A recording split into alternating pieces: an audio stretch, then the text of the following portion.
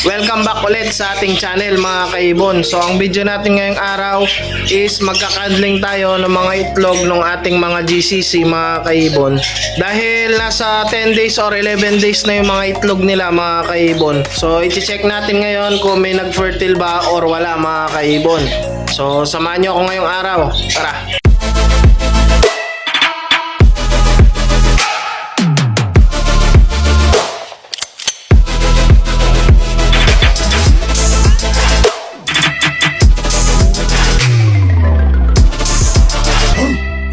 So ayan mga kaibon, welcome back nga sa ating channel. So ang video nga natin ngayong araw is i-check natin yung mga GCC natin, yung mga itlog nila dito. So importante nga na i-check natin yung mga itlog, i-handling natin kung fertile or hindi. Para hindi sayang sa oras mga kaibon, dahil kung hindi mag-fertile yung mga itlog, pwede na natin tanggalin para makapangitlog sila ulit mga kaibon.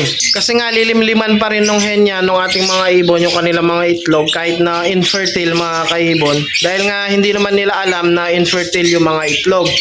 So sayang sa panahon mga kaibon, kaya kailangan i-check natin para malaman natin kung fertile or hindi mga kaibon. Bali gagamit na lang tayo ng pang-ilaw dito. Ayan, kuha tayo ng pang-ilaw natin. So after 10 days nga mga kaibon, nung nangitlog sila, ngayon lang natin sisilipin ulit mga kaibon. So tignan natin kung papayagan tayo ng hen mga kaibon, yung ating mga ibon. Dahil nga naglilimlim sila mga kaibon, ayaw nilang lumabas sa nest box. So itatry natin kung mapapalabas natin mga kaibon. Bali hindi rin natin alam kung ilan yung initlog nila mga kaibon. So ngayon lang natin kasi sisilipin ulit. So ayun yung mga ibon natin, palabasin lang natin. Labas muna, labas. So medyo matapang yung mga ibon, paano natin mapapalabas? Ayan o, ayaw nila mga kaibon. So paano ba to? Ayan o, matapang mga kaibon. So palabasin lang natin mga kaibon. One eternity later. So ayan mga kaibon, napalabas natin yung ating mga ibon. Bali, check lang natin na mabilis. Sana wag ma-stress yung mga ibon natin dahil nga pinilit natin silang lumabas. Ayan o, natabunan tuloy yung mga itlog dahil nga naglilikot sila kanina mga kaibon. So i-check natin, kunin natin, i-handling na lang natin, ibaba muna natin dito. Hanapin natin yung isa mga kaibon. Ito yung isa. So, bali, ito, 4. Check natin lahat kung ilang piraso.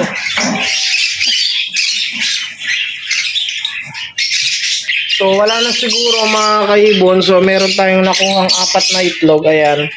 So, i-check natin. Ilawan lang natin na mabilis para hindi ma-stress yung mga alaga natin. So, ayan mga kaibon. Ito, positive mga kaibon. Oh, good news. Ito clear mga kaibon. Ito rin isa clear. Itong isa naman, ayan mga kaibon. So bali meron dalawang fertile mga kaibon. Itong isa at saka itong isa. Yung dalawa naman clear pa mga kaibon. Pero mukhang wala na to no. So 2 out of 4 mga kaibon yung mga paitlog natin dito. So sana mapisa na lang itong dalawa mga kaibon. So, ibabalik na natin para hindi masyado ma-stress yung mga alaga natin. So, ibalik lang natin ulit. So, sayang nga mga kaibon, hindi sila nag-fertile lahat. Bali, dalawa lang mga kaibon yung nag-fertile. Pero, okay na yun mga kaibon, kahit na dalawa lang. Ang importante, meron. So, at least dalawa yung fertile sa mga itlog nila mga kaibon.